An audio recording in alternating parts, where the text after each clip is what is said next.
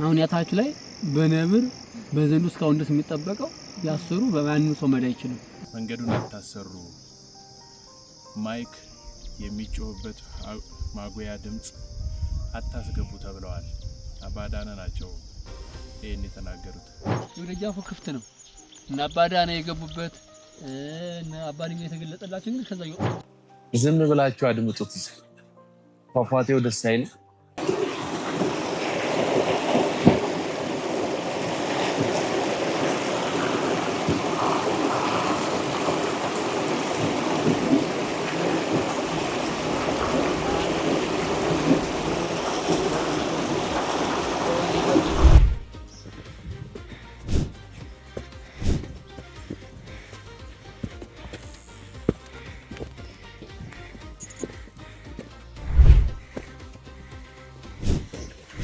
ጎረጎር ማርያም በድጋሚ እንግዲህ እየመራች ከፊት ለፊታችን እያደረሰች ነው። ስጋችን ቢደክም መንፈሳችን ጠንካራ ሆኖ ከገዳሟ ለመግባት ይኸው እነዚህ ማሳለጫዎች ጋር ደርሰናል። እንሂድ።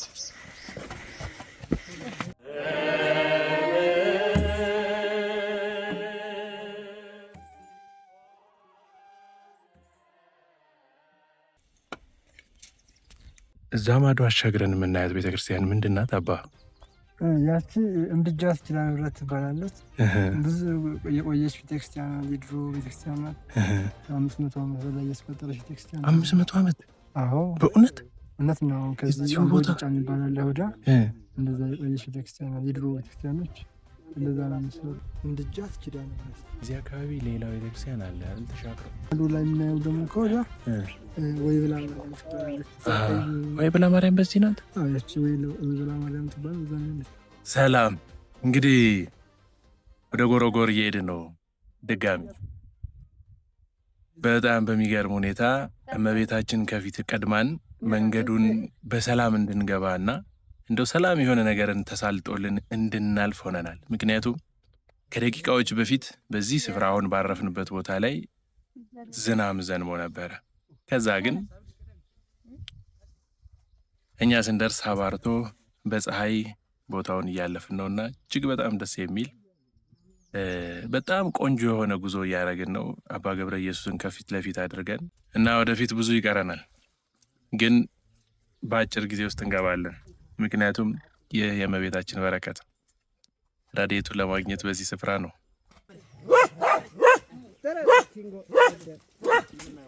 ጎረጎር ደረስን ማለት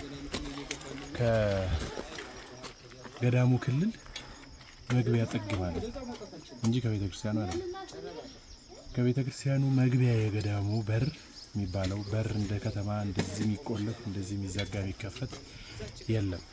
ነገር ግን ከዚህ ወደዛ ገዳሙ ነው ተብሎ የሚጀምርበት ነው። ይኸው እነዚህ መነኮሳቶች እዚህ ጋር ነው ልብሳቸውን የሚያጥቡት። ምንጩ ያለው የከተማው ሕዝብ የሚጠቀመው ከዚህ ነው።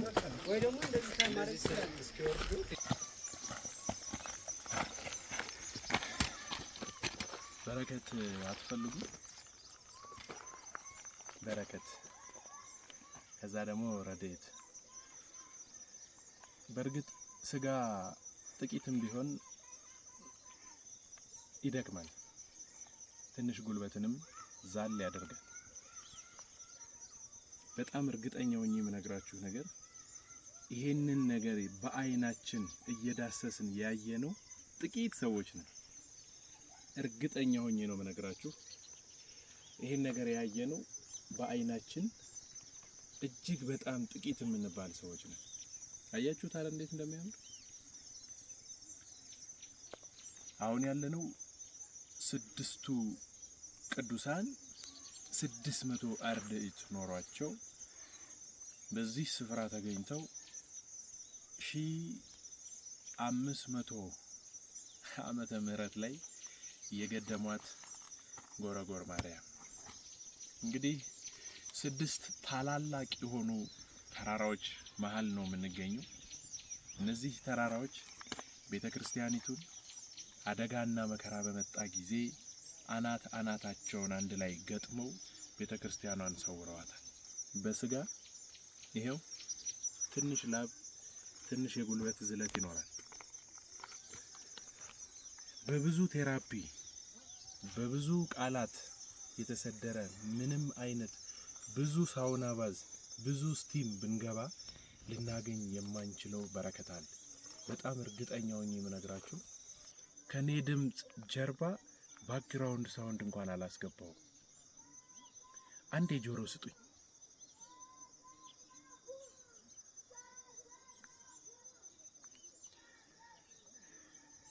አሁን ደክሞናል ወይስ በርትተናል? የትኛው ነው ትክክል? አላውቅም። የተፈቀደላችሁ እና 15 ትውልድን እምርልሻለሁ ተብሎ በተገባ በዚህ ስፍራ ላይ ቃል ኪዳኗን ሰምታችሁ መርገጥ የምትፈልጉ ሰዎች፣ ብርታቱ ያላችሁ ሰዎች፣ ማገዝ የምትፈልጉ ሰዎች በዚህ ስፍራ ላይ መታችሁ እንድትባረኩ ከወዲሁ መልእክቴን አስተላልፋለሁ። ገና ጎረጎር እየወረድን ነው። እንግዲህ ቤተ ክርስቲያኗን ከደብሮ አልደረስንም። ልንደርስ ግን ጥቂት ቀርቶናል። እንደምታዩት ተራራው ግማሹ ተኬዷል። ፊት ለፊታችሁ ላይ የምታዩት ይህ ተራራ አባ ማውራ ይባላል። ከስድስቱ ቅዱሳን ስሙ ተሰይሞ ያለበት ማለት ነው። ትንሽ ወደዛ ቀጠል አድርጎ ያለው ደግሞ ይሄ ማለት ነው። ይሄ ደግሞ በመሐከል ያለው ማለት ነው አባ ምሰሶ የሚባለው ነው። እንግዲህ ቅዱሳኑ በእነዚህ ተሰይመው ነው ያሉት።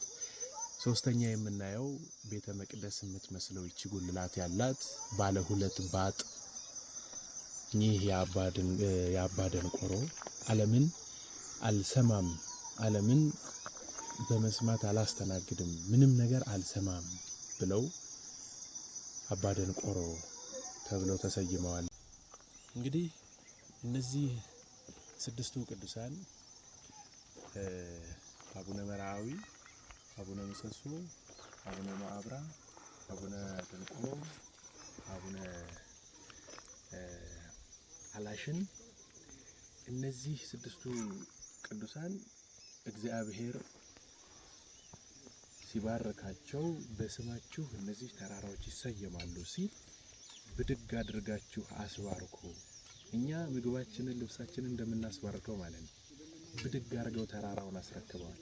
ይሄ ታሪክ ያለው እዚህ መታችሁ ተጠመቁ።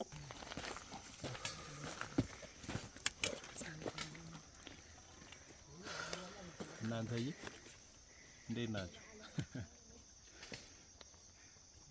እያረፍን እያየኑ ካልሄድን እኮ አለ።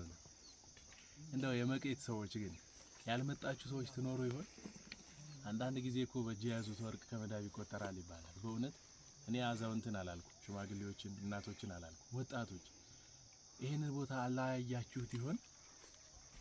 ኧረ እንደው በቅዱሳን እንዴት የተራራ ድስት ውስጥ እገባለሁ? ይሄ አሁን እኮ እዚህ ውስጥ ውሃ ቢሞላ በቃ እንትን ይለኛል፣ ያሰምጣል። መውጫ ነው የሌለው ሐይቅ ሊሆን የሚችል ነው። በእውነት የሆነ ሐይቅ ቢመጠጥ ውሃው ልክ እንደዚህ አይነት ቅርጽ ያለው ነው የሚመስለው። እጅግ የሚደንቅ ነው። ጥሩ ካሜራ ኖሮኝ ሌላ ጊዜ ስንመጣ ካሜራ እገዛ አድርጉልን ያልናችሁ ሰዎች ነበራችሁ አይደል? በእውነት በሐሳብም የተራዳችሁን ራሄል የምትባል አንዲት እናት ደውለው አውርተን ነበር። ያው ስላልቻሉ እሳቸውም ቀርቷል። በርግጥ ግን እንዲሁ እንደው በሐሳብ እንኳን ስለተሳተፉ እጅግ በጣም እናመሰግናለን። ካሜራውን ስናገኝ ምን እናሳያችኋለን መሰላችሁ? እዚህ ስፍራ ውስጥ ያሉ እጅግ በጣም የሚገራርሙ ዋሻዎች አሉ። ሰው አይደለም አሞራ እንኳን ሊገባባቸው ማይችሉ፣ ቦታው በፍጹም ማይመች ስለሆነ በጣም የሚገርመውና የሚደንቀው ግን በጣም ብዙ አባቶች ያሉበት፣ ብዙ ስውራን አባቶች ያሉበት። ለካ ሀገራችን ማትፈርሰው እዚህ ባሉ ሰዎች ነው። ሰዎች ለማለት በእርግጥም ይከብዳል። እጅግ በጣም ያማረና የተዋበ ነው። እንግዲህ ደክሞኝ ነው አሁንም የተቀመጥኩት። ደግሞ ትንሽ ቀጠል እናርግ እንሂድ። በእርግጥ ለነፍሴ ቀለብ የሚያዘጋጅ ስጋ የሆነው ሳለ ታዲያ በቀላል አይመጣም አይደል?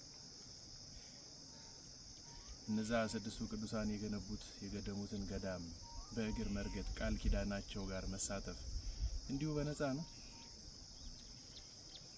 መንገዱን አታሰሩ፣ ማይክ የሚጮህበት ማጉያ ድምጽ አታስገቡ ተብለዋል። አባዳነ ናቸው ይሄን የተናገሩት።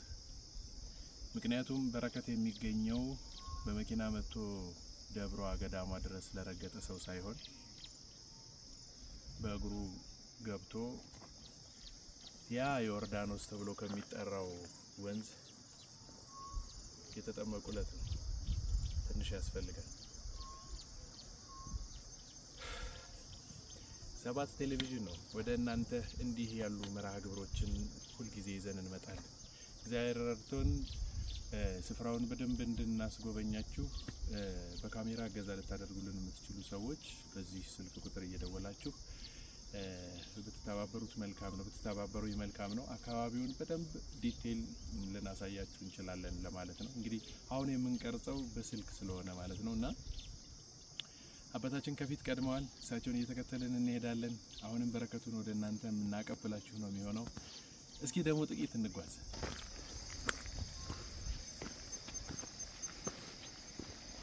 ወደዚህ ስንሄድ ደግሞ ቅዱሳን ተሰወረበት የኛው ተራራ አቡነ ምሰሶ ይላል። ምሰሶ ማለት ተቆመ የማይቀመጥ ማለት ነው። ትልቅ አምድ። ዛሬኛ በቋንቋችን ምንድነው የምንለው? ኮለል ብለን እንደምንለው በድሮ አባቶቻችን ስያሜ ምንድነው? ምሰሶ ብለው ይጠሩታል አይደል? ምሰሶ ማለት አምድ ማለት ነው። እና አምድ ማለት ትልቅ ተሸካሚ ነገር ተብሎ ነው የሚጠራው። የድሮ ቤቶች አሁን በጽድ በዘግባ በምን ሲሰሩ ምሰሶ አቁመህበታል ይባላል። አባታችን ስያሜያቸው ምንድነው? ምሰሶ። ለዓለም ቆመው የሚጸልዩ አባቶች አሁን ያታች ላይ በነብር በዘንዱ እስካሁን ድረስ የሚጠበቀው ያስሩ በማንም ሰው መሄድ አይችልም። ከዛ ላይ ወደ እነሱ መቅረብም አይቻልም። ጸበል አለ ያስሩ ቅዱሳን የሚጸልዩበት ሁሉም የእያንዳንዳቸው ተራራዎች ጸበል አላቸው። በበጋ ይሄ የምናየው አለት የምንሰማው አለት የለም። ከቅዱሳኑ ውጭ ነው። ቅድም ተረግጠ ነው ከመጣ ነው ላይ ያው የክረምት ውሃ ነው እንጂ በበጋ ላይ ባለፈው ወይ ገብረ ኪዳን እንዳቆን እንደማብ የሚልክ ባለፈው ስመጣው አላገኘንም። እዚሁ ነው እየፈለቃለሁ። ይሄ ምሰሶ ወደ ያኛው ደግሞ እንሄዳለን። ሙሴ ማለት የዋህ የኤርትራ ሳይሆን ግብፃዊ ሙሴ ሳይሆን የራሳቸው ጓደኛ አብረው የተማሩ መጽሐፍ የተማሩ ስድስቱን በአንድ ወንበር ነበር የተማሩትና መምህራው ለጅስ እንዳስተማራቸው በኋላኛው ዘመን ክፉ ዘመን ይመጣል፣ ቤተክርስቲያን ይቃጠላል፣ መነኮሳት ይታረዳሉ ተብሎ ነው። ለዛ ነው ከዋልድባ ገዳም ፈልሰው መምጣታቸው ስንላቸው የነበረውና ሙሴ ማለት የዋህ ይላዋልና የዋህ ምንም የዚህን ዓለም የማይሰሙ ነው የዋህ ነበር ይላቸዋል። ሙሴ ይላቸዋል። ይሄ ጉልላት ያለው ደግሞ ስናየው እንደዛ ስናየው ያው ጉልላት ያለው ላይ ደንቆሮ ድንጋማ ቦታ ነው። ቦታው የሚገርባችሁ ነገር ታያችኋል። ድንጋማ ነው። የዚህን ዓለም ምንም ነገር የማይሰሙ ይሰድቧቸው ምን ይሏቸው ደንቆሮ የዚህን ዓለም ሳይሰሙ በቃ የዚህን አባክ ማረልኝ ብቻ እያሉ የሚጸልዩ ይሄ ሆነ እየተባለ ሲሏቸው የማይሰሙና ለዓለም የሚጸልዩ አባት ሲሏቸው ደንቆሮ ብላችሁ ጥሩን ተብሎ ደንቆሮ ተብሎ ይጠራሉ። ወደዛ ስንቀጥል ደግሞ ማውራ እዛ ላይ ይታያችኋል። ማውራ ማለት ደግሞ አሁንኛ ፋጋ ተብሎ እንደ ሀገሩ ባህል ይጠራል። ፋጋ ማለት ትልቅ መጠጫ። አሁንኛ ትልቅ መጠጫ ሊትር ምን እንደምንለው ሳይሆን ትልቅ ነገር ነው የሚጠራው። በሀገሩ ስያሜ ነው ፋጋ ተብሎ ይጠራል። ትልቅ እንዲህ ነው መጠጫ። ምን ማውራ አፋቸውን ለጸሎት የከፈቱ ማለት ነው።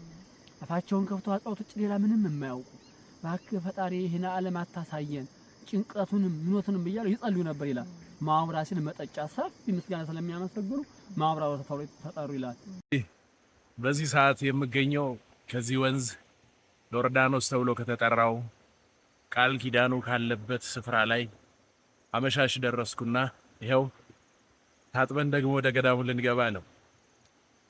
የምታዩትን አልፈናቸው ነው የመጣ ነው። በተራራው ወተን እነዚህን ተራራዎች ወርደን ነው እዚህ የደረስነው የሚለው ላላየው፣ ላልሰማው፣ ላልተመለከተ በሙሉ የውሸት ነው። የሚገርመውና የሚደንቀው ግን ይሄው ነው ያየው። እናቶቻችን፣ አባቶቻችን፣ ወንድሞች፣ እህቶቻችን ይህን ስፍራ ዮርዳኖስ ተብሎ የተገባላቸውን ቃል ኪዳን መታችሁ ወንድ ልጅ የ40 ቀን ሴት ልጅ ደግሞ የ80 ቀን የምትሆንበትን ስፍራ እዩት፣ ተባረኩ። በዛውም የኛን ቻናል ፎሎ፣ ላይክ ምናምን አድርጉ። ሰብስክራይብ ልታደርጉ ይገባል። ለምን መሰላችሁ? አሁንም አመጣላችኋለሁ እንዲህ ያሉትን የቅዱሳኑን ስፍራ አመጣላችኋለሁ። ስለዚህ በዚያ ስፍራ ላይ በኃጢያት የታሰራችሁ ሰዎች እየመጣችሁ ፈውስን ምህረትን ታገኛላችሁ ነው።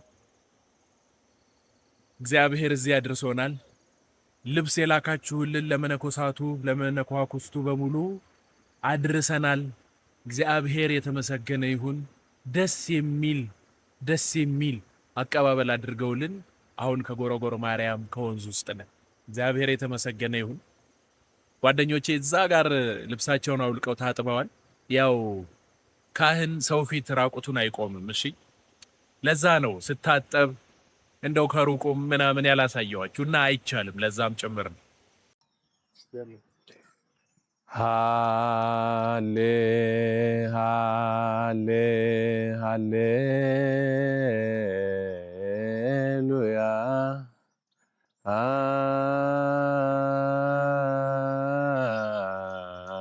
ሃሌ ሃሌሉያ አትወትነሳ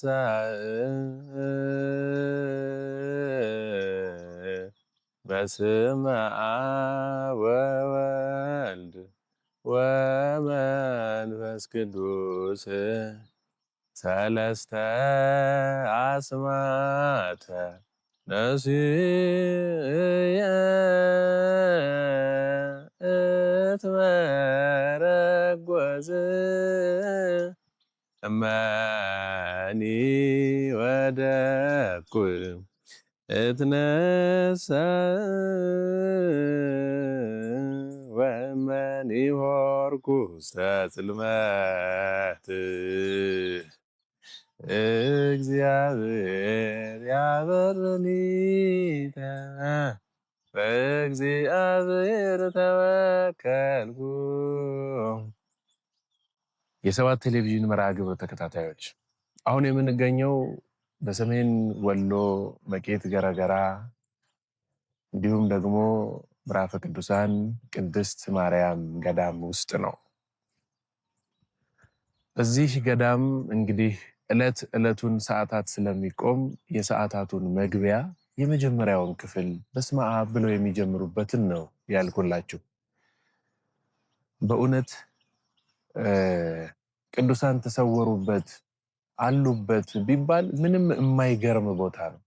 ምክንያቱም አይደለም ቅዱሳን የሆኑ ሰዎችን ይቅርና እኛ ከተሜኞቹን የሚያስመንን ነው ያየነው የሰማነው። በእርግጠኝነት ከኋላ የሚሰማው ድምፅ ይሰማችኋል። በዚህ ስፍራ ላይ እጅግ በጣም ትልልቅ ወንዝ በዚህ ስፍራ እየወረደ ነው። ድምፁ ይሰማል ብዬ አስባለሁ። እንዲሁም ደግሞ በስድስቱ ቅዱሳን የተመሰሉት እነዚህ ስድስቱ ተራራዎች ተሰጥተዋቸው ከፍ አድርገው ያስባረኩበት ስፍራ ነው። ሲቀጥል ደግሞ ቅዱሳኑ በወፍ አምሳል ተስለው በምታዩዋቸው ተራራዎች ውስጥ 600ንም ጭምር ይዘው ተሰውረው ገብተውበታል። በዚያ ስፍራ ተገኝቶ በመካከላቸው ኖሮ ይህን ድምፅ መስማት፣ ይህንን ስፍራ ማየት በእውነት እንደምን የተለየ ነው! እንደምን ይደንቃል! እንደምንስ ልዩ ነው! እንግዲህ ፈቃዳችሁ ሲሆን መጀመሪያ እናንተን ያስፈቅዳል እግዚአብሔር። ምክንያቱም የሰው ልጅ ሙሉ ሕይወቱ ወይም ደግሞ ሙሉ ተፈጥሮ በፍቃዱ ስለሆነ ማለት ነው እና የእናንተን ፍቃድ ጠይቆ እመቤታችን ቃል ኪዳን በተገባላት 15 ትውልድ ድረስ እዚህ ስፍራ ላይ ተገኝቶ የተረገጠው ሰው እምርልሻለሁ ተብላለች እና አባ መራዊ እና አባ ምሰሶ እና አባ ደንቆሮ እና አባ አላሽን እና አባ ሞዓብራ እና አባ ሙሴ ይህ ስፍራ የእነርሱ ሆኖ ስድስቱ ቅዱሳን በ700 ግመል የተጫነ አፈር ይዘው አምባው ጥጫ ተብሎ አሁን የሚጠራው ስፍራ ማለት ነው ወደዚህ ስፍራ ተደልድሎ እንዲገደም ገዳሙ የሆኑት እኒህ ቅዱሳን ናቸው። አሁን ምን ልነግራችሁ መሰላችሁ? በከተማ በአውሮፓ እንዲሁም ደግሞ በተለያየ ስፍራ የምትኖሩ ሰዎች እግዚአብሔር ፈቅዶላችሁ እዚህ ቦታ መታችሁ ብትረግጡት መልካም ነው። በተደጋጋሚ ስለዚህ መልእክት ይሄንን በደንብ አድርጌ ወደ እናንተ ሳስተላልፍ ነበር። ለምን? ትልቁ ምክንያት ምንድነው? ወንድ ልጅን የ40 ሴት ልጅን የ80 ቀን ሊያደርግ ቃል ኪዳን የተገባላቸው ዮርዳኖስ የሚባል ወንዝ እንዲሁም ደግሞ ጸበል አለ። በባለፈው መጥቼ በነበረ ጊዜ እግዚአብሔር ረድቶን ድጋሜ እንድመጣ ሆኜ ስመለስ ስፍራው ውሃ ሊያስገቡላቸው የተወሰነ ሞክረው እንዲሁም እገዛቸው ሊያደርጉ የተወሰኑ ሰዎች መሯሯጥ ጀምረዋል። የእናንተ ኃላፊነት የቱ ጋር ነው? በእውነት በሰላም በፍቅር በመተሳሰብ ባለንበት ስፍራ ሀገር ውስጥም ይሁን ውጪ ጦርነት ላይ የምንሆን ሰላም ላይ ሆስፒታልም የምንሆን ምንም ችግር ውስጥ በሰላም ያንን ያለንበትን ነገር እንድናሳልፍ የሚረዳን የኛ ስብዕና፣ የኛ ጸሎት፣ የኛ አስተሳሰብ፣ የኛ አመለካከት ይመስላችኋል?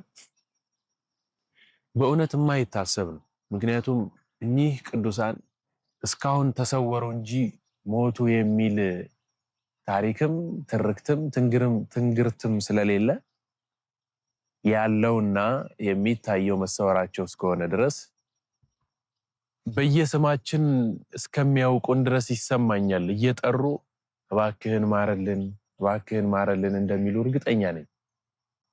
እና ስለምን ስፍራውን አትረግጡም?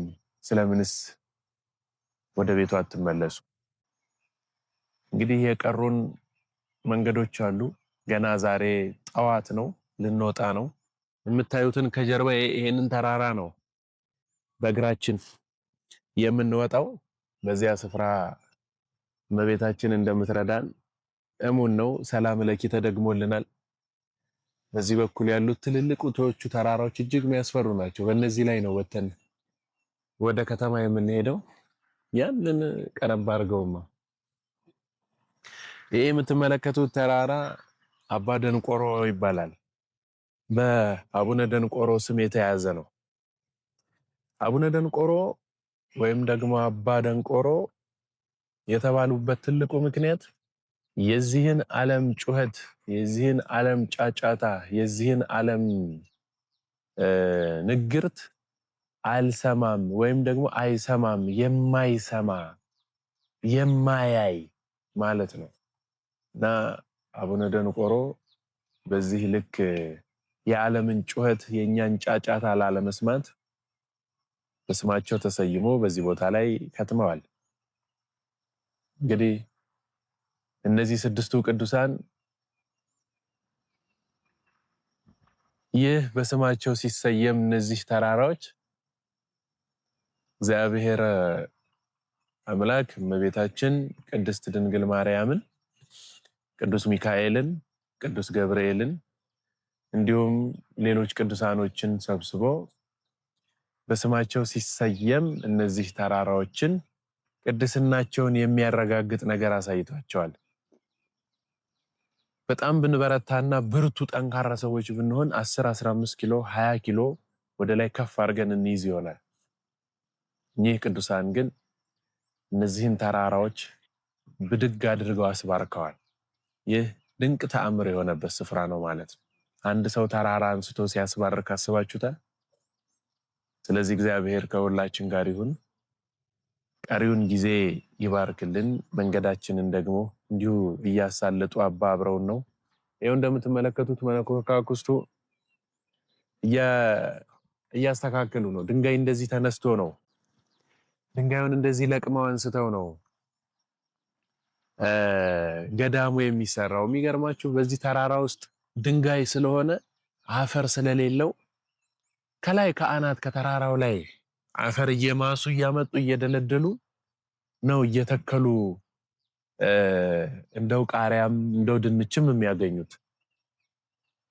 እና ክርስቲያኖች፣ የሰባት ቴሌቪዥን መርሃ ግብር ተከታታዮች እነዚህን ብርቱ፣ እነዚህን ጠንካሮች፣ እነዚህን ለሀገር የሚማልዱ፣ እነዚህን ዓለምን ሀገራችንን የሚያተርፉ ጦርነቱን ጋፕ የሚያስደርጉ መነኳኩስት ያሉበት ይህ ስፍራ ነውና የቻላችሁ ብትረገጡት ያልቻላችሁ ደግሞ በገዳሙ አካውንት እያስገባችሁ ብታግዙን መልካም ነው። 1018 04 23 978 አካውንታቸው ነው። የደብሩ ምዕራፈ ቅዱሳን ቅድስት ጎሮጎር ማርያም ተብሎ ነው የምታገኙት። ስለዚህ እጅግ በጣም ደስ የሚል መንፈስን የሚያረጋጋ ሰላም ያለው ምድረ ገነት የሆነ ስፍራ ነውና እግዚአብሔር የተመሰገነ ይሁን። እንግዲህ መንገዳችንን ልንቀጥል ስለሆነ ተጠምቀን እንወጣለን። ጸበል ቤቱም ወደ ላይ ነው። ሄደን እንጠመቅና እንወጣለን ማለት ነው። እስካሁን ስለተከታተላችሁን እያደመጣችሁን ስለሆነ በእውነት እጅግ በጣም አድርገን እናመሰግናለን። እኔ ዲያቆን አበሜሌክ ነኝ።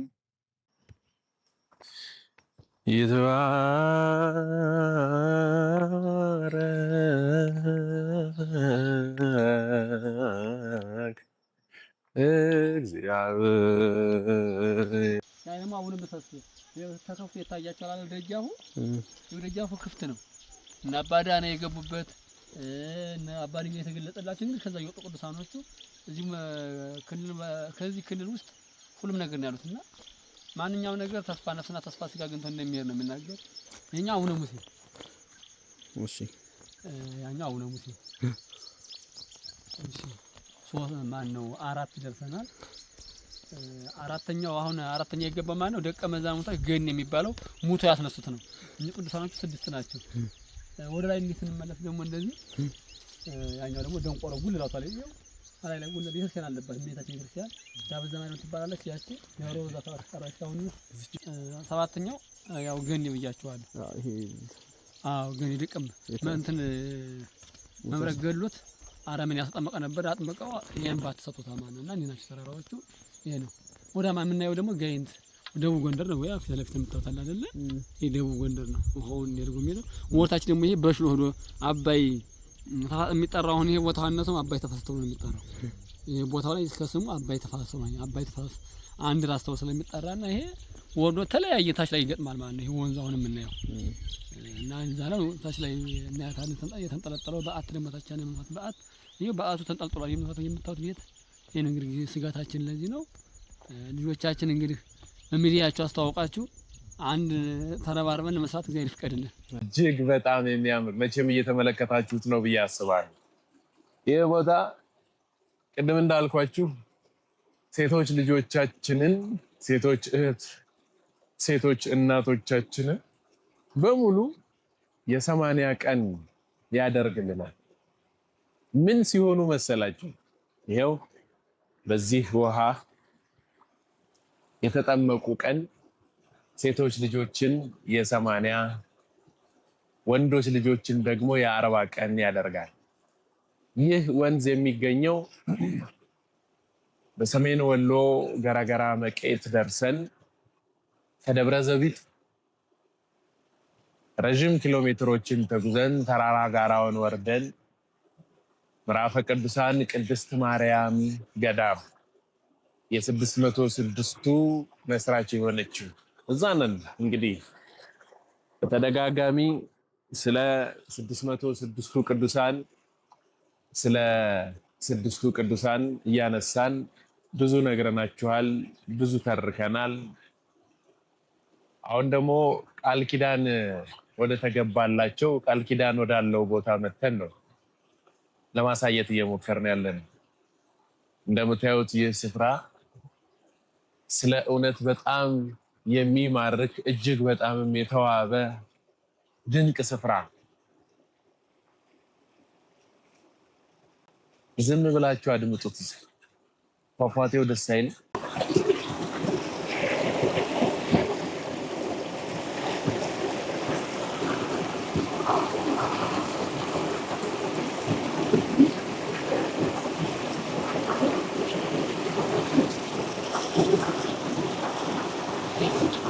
እንግዲህ አባቶቻችንን የምንወዳቸው በምክንያት ነው። አባቶቻችንን የምናከብራቸው በምክንያት ነው። አባቶቻችንን የምንከተለው እውነትን ስለያዙ እውነት ስለምትመራቸውና እውነትን ስለሚያውቁ ንጹህ ተብለው እስኪጠሩ ድረስ በአካለ ስጋ ተቀምጠው ቅድስና ክብር የተገባቸው ስላሉ ምክንያቱም እና አባ መራዊ እና አባ ምሰሶ እና አባ ደንቅሮ እና አባ ሙሴ እና አባ ማብራ እና አባ ላሽን ቅዱስ ተብለው ሊጠሩ የሚችሉ ሰዎች ሆነዋል። ነገር ግን ተሰውረው በእነዚህ ተራራዎች ውስጥ የሚኖሩ ናቸው። እነዚህ ስድስቱ ታላላቅ ተራራዎች በዚህ ስፍራ እመቤታችን ቅድስት ድንግል ማርያምን ገዳሟን ጠላት ተነስቶ ሊያጠፋ የቻለውን ያህል ሲጥር እንዳይመለከታት እንዳያዩት ስድስቱ ጭንቅላታቸውን አንድ ላይ ገጥመው በውስጧ ያለችውን ቤተክርስቲያን ሰውረው ያስቀመጡበት በእነሱ ውስጥ ተሰውራ ተደብቃ የተቀመጠችበት ቦታ ያን ጊዜ እግዚአብሔር እንደሚባርከን ያን ጊዜ እግዚአብሔር በምህረትና በይቅርታ እንደሚሰጠን ይኸው ቃል ኪዳኑ ከዚህ በላይ ምን እንፈልጋለን? የምሬን እኮ ነው የምላችሁ። በመጣንበት ጭቃ ምን አይነት ተአምራቶችን እያየን እንደመጣን ብታዩ፣ ምን አይነት አስገራሚ አስደናቂ የሆኑ ነገሮችን እያየን እንደመጣን ብታዩ፣ እጅግ በጣም እንዳያችሁት እንግዲህ ተራራ ጋራ ስለሆነ ዝናብ ጠብ አለ ማለት ምንም አይነት ጫማ ምንም አይነት ልብስ ብንለብስ በፍጹም ሊችልልን አይችልም ነበር። ግን አንድ ዝናብ ጠብ ሳይል እኛ ከመድረሳችን በፊት አዘንባ እኛ ከደረስን በኋላም ቤታችን ገብተን ከተከተትን በኋላ ደግሞ ዝናቡን አስቀጥላ ይሄንን የሚመስል ተአምር አይተን በእውነት ይሄው ከበሯ መጠጥ ከአዲስ አበባ ስንነሳ የሚገርማችሁ ላሊበላ ላይ 4 ሰዎች ሞተዋል በጦርነቱ ምክንያት። እዚህ ጋሸና ሰው ሞቷል። አባ ግን በእመቤታችን ስራ አያፍሩምና ያምኗታልና ባለንበት ሆነን ሰላም ለኪ ደገሙልን ሳይነግሩን እንዲህ ጦርነት አለ እንዲህ ነው እንዲያ ነው ሳይሉ ደገሙልንና በሰላም መተን ገባን። ከበረከታቸው ተቋደስን፣ በላን፣ ጠጣን፣ አደርን። ሌሊት ደግሞ ማህሌት ነበረ። እሱንም ተገባና ዛሬ መስገን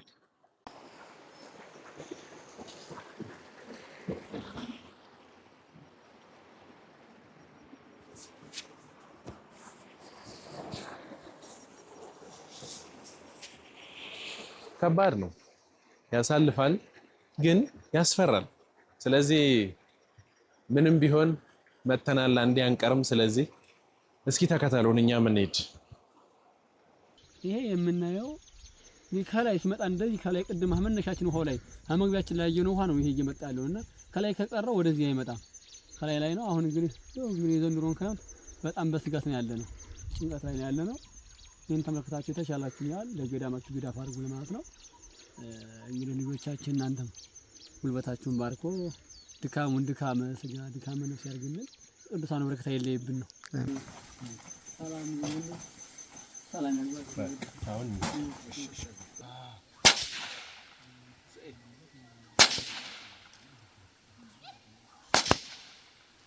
አይ ትልቅ ቢሆን